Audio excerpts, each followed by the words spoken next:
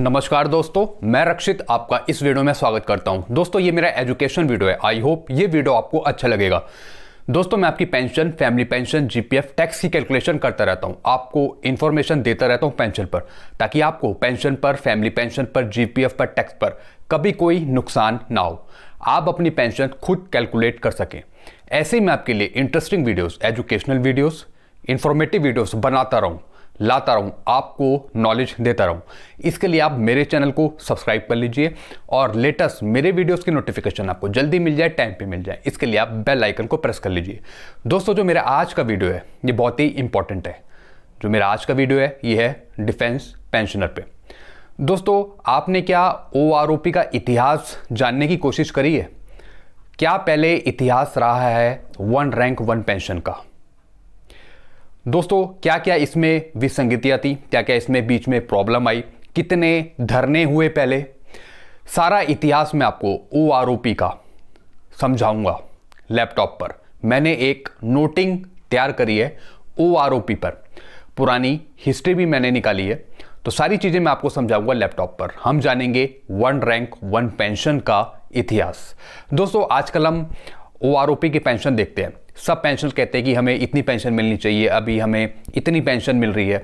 दोस्तों पेंशन का सही मूल्यांकन करने के लिए, उसे परखने के लिए हमें पहले पुरानी हिस्ट्री जाननी होती है। अगर मैं भी किसी की पेंशन कैलकुलेशन कर रहा हूं तो मुझे क्या चाहिए होगा? मुझे उसके पेंशन से संबंधित पुरानी सारी डिटेल चाहिए होगी, तभी मैं उसकी पेंशन कैलकुलेशन कर पाऊंगा। तो ऐसी OROP की मांगों को आगे बढ़ाने के लिए क्या क्या चीज़ें उसमें सम्मिलित हैं, उसे जानने के लिए हमें इतिहास पता होना चाहिए। तो मैंने सोचा आज मैं आपको OROP का थोड़ा इतिहास समझा देता हूं। जैसा मैंने आपको बताया, मैंने पूरी एक नोटिंग बना रखी है। तो चलिए दोस्तों मैं आपको समझाता हूं OROP का इतिहास। क्या इसमें विसंगतियां थी, क्या क्या चीज़ इसमें बताई गई पहले बड़े बड़े अधिकारियों द्वारा, क्या क्या चीज़ इसमें शामिल हुई पहले, सारा कुछ मैं आपको समझाऊंगा लैपटॉप पर। तो आइए मैं आपको समझाता हूं OROP का इतिहास। कुछ भी चीज आपको समझ नहीं आती है तो डायरेक्ट आप कमेंट कर सकते हैं। आइए लैपटॉप पर। दोस्तों मैं लैपटॉप की तरफ आ गया हूं, तो चलिए शुरू करते हैं इस वीडियो को। तो ये है हमारा आज का टॉपिक। तो मैंने सोचा आज आपको समझा देता हूं वन रैंक वन पेंशन की क्या हिस्ट्री रही है, क्या उसमें विसंगतियां थी, क्या उसके समाधान है। तो सारी चीज़ें मैं आपको समझाऊंगा इस नोटिंग में। तो आज का हमारा टाइटल है one rank one pension OROP, विसंगतियां और समाधान, और इसका इतिहास भी क्या रहा है। तो चलिए शुरू करते हैं। जंतर मंतर नई दिल्ली में मेजर जनरल सतबीर सिंह के नेतृत्व में वन रैंक वन पेंशन की मांग को लेकर 1300 दिनों से भूख हड़ताल चली थी पहले।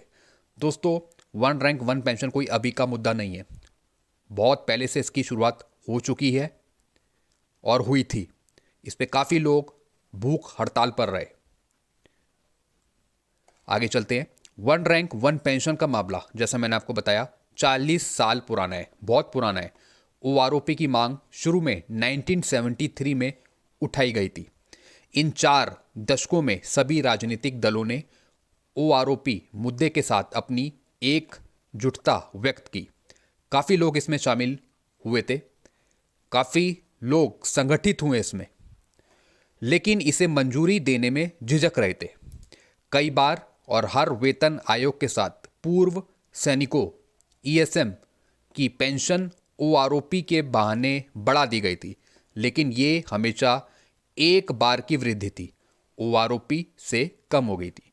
दोस्तों कईयों की पेंशन में उतार चढ़ाव आते रहे, कईयों को समझ ही नहीं आया कि OROP है क्या।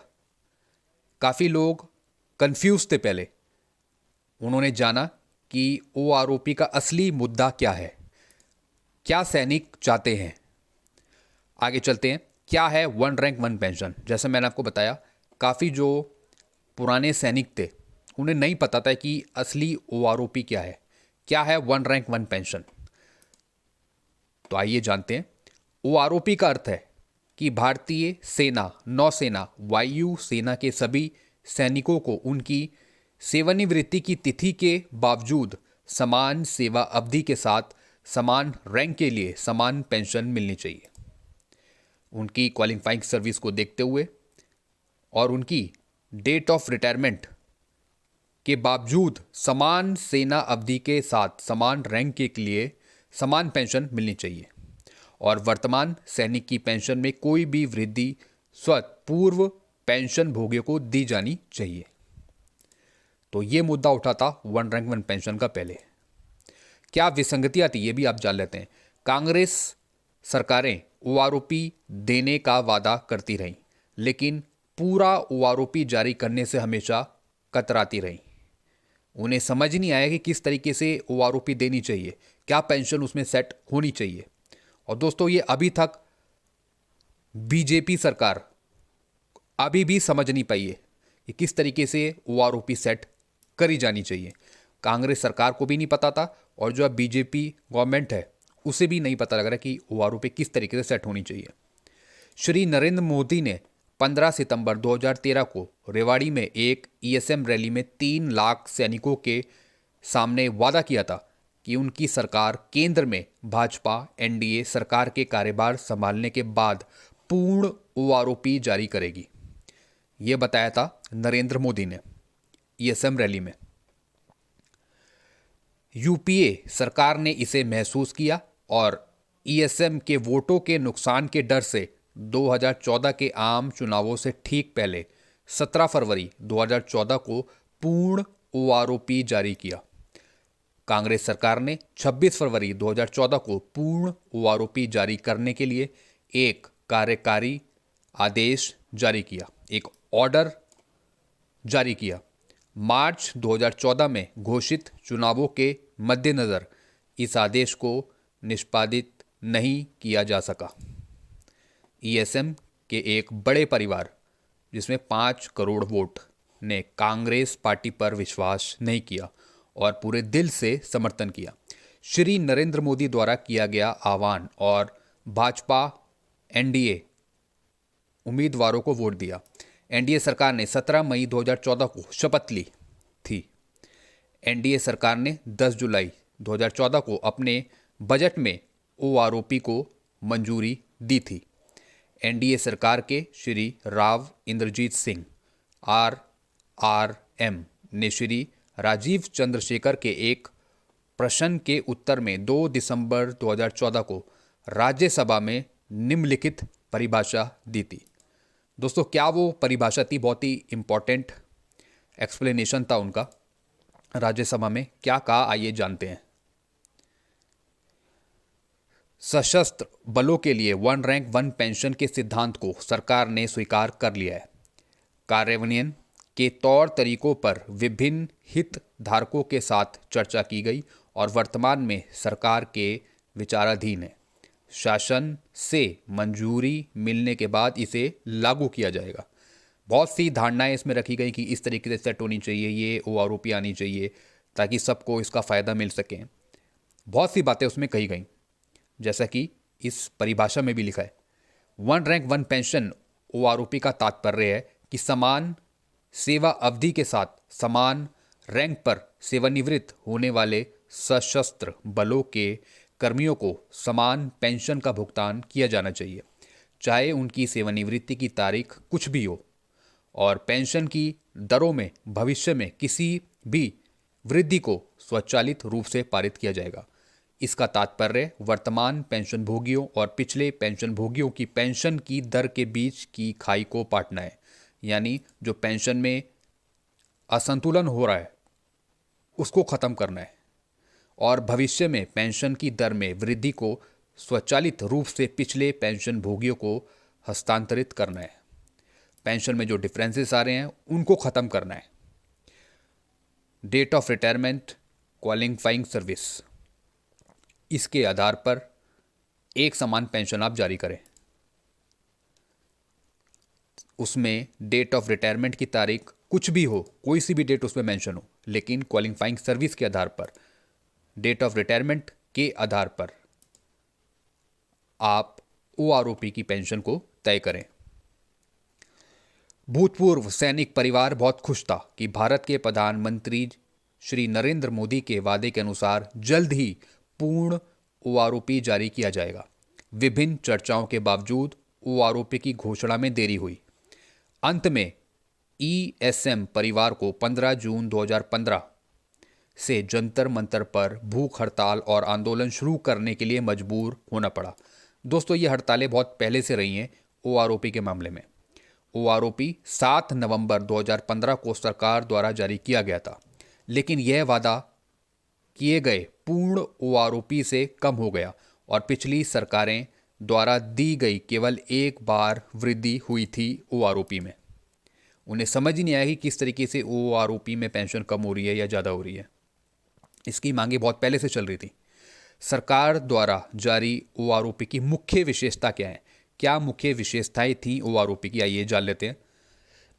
सबसे पहले, पूर्ण पेंशन भोगियों की पेंशन कैलेंडर वर्ष 2013 के सेवानिवृत्त लोगों की पेंशन के आधार पर पुनः निर्धारित की जाएगी और ये लाभ प्रभावी कब से होगा? 1/7/2014 से।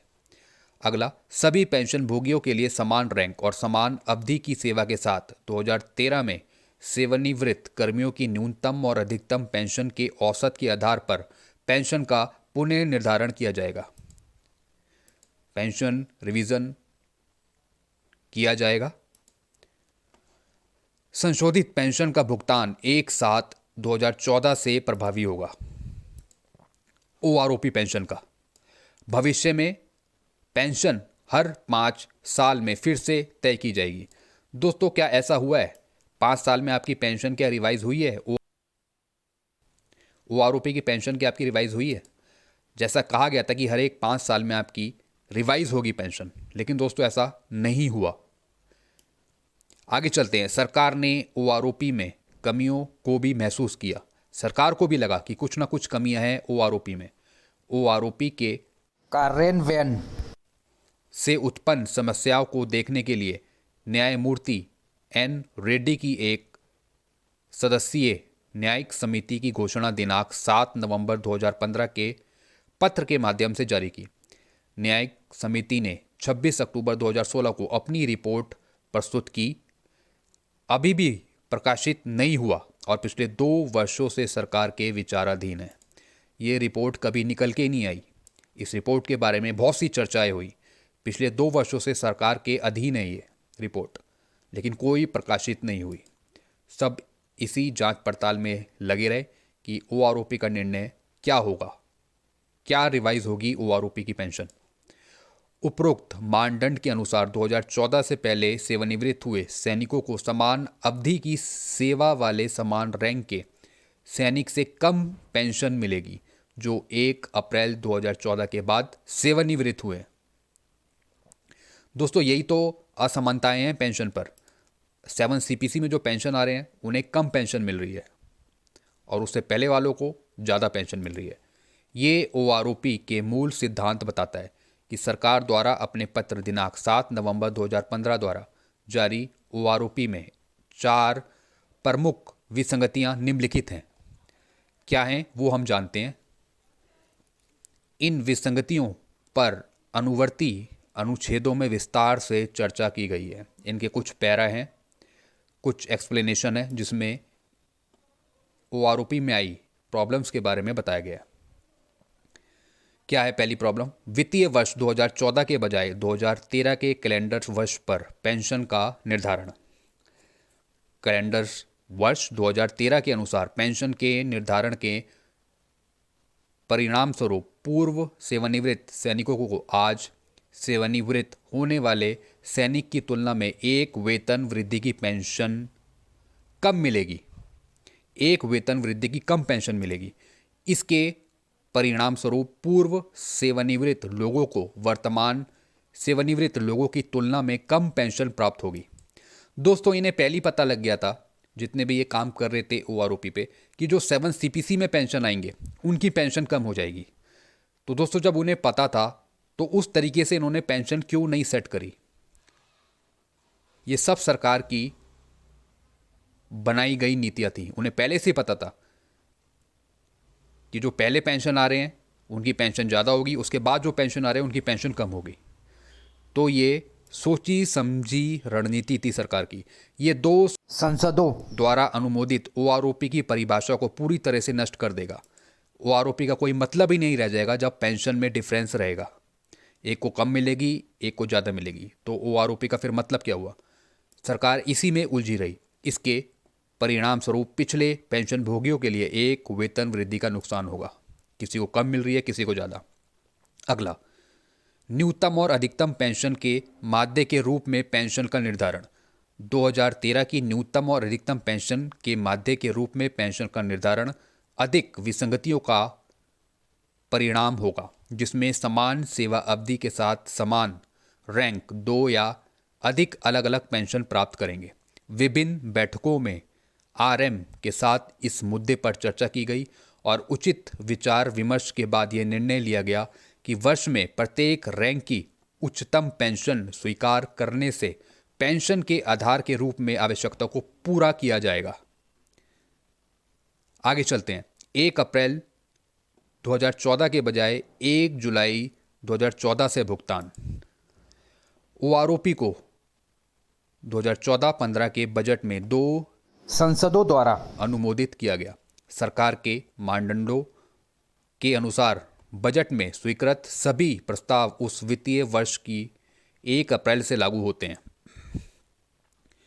OROP के मामले में सरकार ने 1 अप्रैल से इसकी प्रयोज्यता के लिए विशिष्ट आदेश जारी किए गए थे। हर 5 साल में पेंशन समानीकरण। हर 5 साल में पेंशन समानता के परिणाम स्वरूप एक वरिष्ठ रैंक के सैनिक को 5 साल के लिए एक जूनियर रैंक के सैनिक की तुलना में कम पेंशन मिलेगी। इस प्रकार OROP की परिभाषा का उल्लंघन 5 साल के लिए किया जाएगा। इससे परिभाषा का स्थायी उल्लंघन भी होगा, क्योंकि हर साल नए मामले सामने आएंगे। दोस्तों, जब पेंशन आगे आपकी रिवाइज होगी, जैसा बताया गया था कि हर एक 5 साल में रिवाइज होगी OROP की, तो जब पेंशन रिवाइज होती आगे, तो इससे जो OROP की पुरानी जो परिभाषा थी वो पूरी तरीके से बदल जाती, नई पेंशन आपको देखने को मिलती। लेकिन ऐसा हुआ नहीं। आगे चलते हैं। ESM का अनुरोध क्या था? ESM परिवार संदेह से परे हैं कि पूर्ण OROP जारी करने से न केवल पूर्व सैनिकों को उचित पहचान मिलेगी, बल्कि सेवारत सैनिकों का मनोबल भी बढ़ेगा। ESM परिवार अनुरोध करता है कि OROP सिद्धांत को वादे के अनुसार लागू किया जाना चाहिए। सिद्धांत यह है कि समान सेवा अवधि वाले समान रैंक के सैनिकों को उनकी सेवानिवृत्ति की तिथि पर ध्यान दिए बिना समान पेंशन मिलनी चाहिए, जैसा कि OROP का उद्देश्य था, और वेतन की दर में भविष्य में होने वाली किसी भी वृद्धि को पिछले पेंशन भोगियों को स्वचालित रूप से पारित किया जाना चाहिए। दोस्तों, ये बात ESM परिवारों ने भी बताई कि आपको OROP की जो टेबल है वो हर एक 5 साल में आपको रिवाइज करनी है। यदि नीचे दिए गए अनुसार उनकी पेंशन निर्धारित की जाती है तो वयोवृद्ध प्रसन्न होंगे। जितने भी बुजुर्ग हैं, जितने भी संगठन हैं, वो सब प्रसन्न होंगे यदि पेंशन निर्धारित होती है रिवाइज की। 2014 से पहले सेवानिवृत्त हुए सैनिक JCU अधिकारियों की पेंशन 30 जून 2014 को सेवानिवृत्त होने वाले सैनिक JCU अधिकारियों की पेंशन के आधार पर न्यूनतम और अधिकतम 2013 के औसत के आधार पर तय करें। हर 5 साल के बजाय हर साल पेंशन बराबरी की जाए, ऐसा लोगों ने बताया और अधिकारियों ने भी। 7वें केंद्रीय वेतन आयोग की पेंशन की गणना करने के लिए 1 जनवरी 2016 से प्रभावी पेंशन के लिए जो फॉर्मूला था वो था 2.57। 2.7 के गुणन कारक के लिए आवेदन करने से पहले रक्षा कर्मियों की पेंशन को 31 दिसंबर 2015 को बराबर किया जाएगा, ऐसा कहा गया। लेकिन 7 CPC में ऐसा हुआ। 2.57 का तो उन्होंने फॉर्मूला फिक्स किया। कृपया रक्षा बलों के कर्मियों की गिरावट को रोका जा सकता है। यानी जो रक्षा बल के कर्मी हैं उनकी गिरावट को रोका जा सकता है। अगर पेंशन में सुधार होगा तो रक्षा बल के कर्मियों की गिरावट को रोका जा सकता है और इसके बजाय उनकी स्थिति को हर तरह से बहाल किया जा सकता है, जैसा कि 15 अगस्त 1947 को अस्तित्व में था। इससे सम्मान, न्याय और स्थिति की बहाली में मदद मिलेगी। जो कर्मी थे रक्षा बल के, अगर उनकी पेंशन में कम ज़्यादा उतार चढ़ाव रहेगा तो इससे उनकी स्थिति संभल नहीं सकती। उनकी स्थिति को सुधारने के लिए रक्षा बल के जो पेंशनर हैं, जो काम कर रहे हैं, उनकी पेंशन में संतुलन आना बहुत जरूरी है। भूतपूर्व सैनिकों और उनके परिवारों के कल्याण के कुछ महत्वपूर्ण मुद्दे इस प्रकार हैं। क्या मुद्दे थे ये भी मैं आपको बताऊं। वास्तविक एक रैंक एक पेंशन, क्या बताया उन्होंने? वास्तविक एक रैंक एक पेंशन, ओआरओपी का कार्यान्वयन, रक्षा विधवाओं की पेंशन, रक्षा आश्रितों की पेंशन, संसद के अधिनियम के माध्यम से 60 वर्ष की आयु तक प्रारंभिक रक्षा सेवानिवृत्त लोगों के लिए दूसरा कैरियर सुनिश्चित करना, ये महत्वपूर्ण मांगे थी। चिकित्सा देखभाल योजना ईसीएचएस में सुधार, देश में शुरू की गई चिकित्सा प्रक्रियाएं भारत में लागू होने के 6 महीने के भीतर ईसीएचएस प्रक्रिया सूची में होगी। अन्य लोकतंत्रों की तर्ज पर वयोवृद्ध अस्पतालों की सख्त जरूरत है, ये भी कहा गया उसमें। रक्षा कर्मियों और उनके आश्रितों के लिए सुपर स्पेशलिटी देखभाल को कुशलतापूर्वक प्रबंधित करने के लिए ईसीएचएस बजट को बढ़ाने की आवश्यकता है। यानी जितनी भी मेडिकल सुविधाएं थी, उनके क्लेम हो गए, जितनी भी हॉस्पिटल्स हो गए, उनको बढ़ाने के लिए कहा गया, उनके बजट को बढ़ाने के लिए कहा गया। यूके और अन्य देशों की तर्ज पर रक्षा बलों के अनुबंध अधिनियम की आवश्यकता है। इंडिया गेट पर शहीद स्मारक के निर्माण में तेजी लाने की जरूरत है, ये भी बात कही गई। रक्षा कर्मियों के लिए विकलांगता पेंशन की दरों में वृद्धि करने की आवश्यकता है। डिसेबिलिटी पेंशन है रक्षा कर्मियों की, उसको भी सुचारू रूप से चलाया जाए, उसमें भी वृद्धि करी जाए, ये बात पर भी जोर दिया गया। माननीय रक्षा मंत्री, यह एक सामान्य ज्ञान है कि सैनिक अपने समय से पहले सेवानिवृत्त हो जाते हैं। हालांकि जो इतना प्रसिद्ध नहीं है वह यह है कि वे भी अपने नागरिक समकक्षों की तुलना में बहुत कम उम्र में मरते हैं। यह एक संयोग से कहीं अधिक है कि रक्षा दिग्गजों की लंबी उम्र का सीधा संबंध सेवानिवृत्ति के समय उनकी उम्र से होता है। इसी प्रकार अधिकारी जेसीओ से अधिक समय तक जीवित रहते हैं, जो बदले में अन्य रैंकों से आगे निकल जाते हैं। दोस्तों जो सैनिक का जीवन होता है बहुत ही मुश्किल होता है। वो हमेशा बॉर्डर पर लड़ते रहते हैं, उनका जीवन बहुत ही मुश्किल होता है। सबकी वो रक्षा करते हैं, अपना हित नहीं देखते, तो ये सबसे बड़ी बात है। ऐसे ही सरकार को उनकी बात सुननी चाहिए पेंशन पर, और उनकी समस्याओं को पेंशन से संबंधित सुलझाना चाहिए। सबसे खराब हिट अन्य रैंक है जो लड़ाई का मुख्य खामियाजा भुगतते हैं। हालांकि तथ्य यह है कि सभी रक्षा दिग्गज अन्य सिविल सेवाओं के कर्मियों की तुलना में बहुत जल्दी मर जाते हैं। सिविल सरकारी कर्मचारियों की जीवन प्रत्याशा का अध्ययन institute of applied research in man power analysis IARM द्वारा 5वें CPC के इशारे पर किया गया था। एक विस्तृत और गहन जांच के बाद वे सिविल सेवक की जीवन प्रत्याशा के रूप में 77 वर्ष पर पहुंचे। रेलवे ने अपने कर्मियों के लिए एक समान अभ्यास किया। उन्होंने अपने जीवन काल का आकलन 78 वर्ष के रूप में किया। थोड़ी सी ये बातें बताई गई सिविल सरकारी कर्मचारियों के बारे में। रक्षा दिग्गजों के लिए औपचारिक रूप से ऐसा कोई अध्ययन नहीं किया गया था। आमतौर पर यह माना जाता था कि सैनिक नागरिकों की तुलना में अधिक समय तक जीवित रहते हैं। दोस्तों वो लड़ते लड़ते अपने देश के लिए लड़ते लड़ते कम उम्र में ही शहीद हो जाते हैं। कम उम्र में ही वो शहीद हो जाते हैं। हालांकि मेजर जनरल सेवानिवृत्त सुरजीत सिंह, जिन्होंने 5th CPC के आर्मी सेल का नेतृत्व किया, 2005 में अन्य विशेषज्ञों के साथ एक विस्तृत अध्ययन किया जिसमें पता चला कि हमारे रक्षा दिग्गजों की मृत्यु की औसत आयु इस प्रकार है। किस तरीके से उनकी औसत आयु है कि वो उनकी मृत्यु हो जाती है। अधिकारी 72.5 वर्ष, जेसीओ 67 वर्ष, अन्य रैंक 59.6 से 64 वर्ष के बीच में। रक्षा कार्मिकों के कल्याण प्रबंधन के उन्नयन की निश्चित रूप से आवश्यकता है। हम चाहते हैं कि उपरोक्त युवा शस्त्र के महान पेशे के लिए स्वयं सेवा करें। रक्षा बलों में 11,000 से अधिक अधिकारियों की कमी है।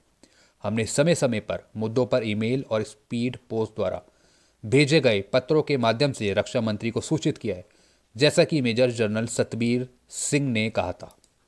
जवानों की मांग क्या है दोस्तों? ओआरओपी को जल्द से जल्द लागू किया जाए, जिससे पेंशन की विसंगतियों से बचा जा सके। सबको एक समान पेंशन मिले, चाहे पेंशनर्स 7 CPC में आए या पहले आए हुए हों। पुराने आने वालों पेंशनर्स की तुलना में अभी आने वाले पेंशनर की पेंशन कम नहीं हो सकती है। इस पर ध्यान रखें और ओआरओपी पर जल्द फैसला लें। दोस्तों, ये जवानों की मांग है। जो पहले पेंशन आ रहे हैं उनकी पेंशन आगे बढ़नी चाहिए, लेकिन 7 CPC में जो पेंशन आ रहे हैं उनकी भी पेंशन बढ़नी चाहिए। सबको समान पेंशन मिले, किसी की पेंशन कम ज़्यादा नहीं होनी चाहिए। दोस्तों, ये मैंने आपको समझाई हिस्ट्री ओआरओपी की, क्या क्या चीज़ें इसमें कही गई बातें, क्या क्या विशेषताएं थी, क्या क्या विसंगतियाँ थी, सब चीज़ें मैंने आपको समझा दी। इससे रिलेटेड आपको कुछ पूछना हो तो डायरेक्ट आप मेरे को कमेंट कर सकते हैं। वीडियो अच्छा लगता है तो वीडियो को लाइक करें और चैनल को आप सब्सक्राइब कर सकते हैं। Thank you very much. खुश रहिए, मुस्कुराते रहिए।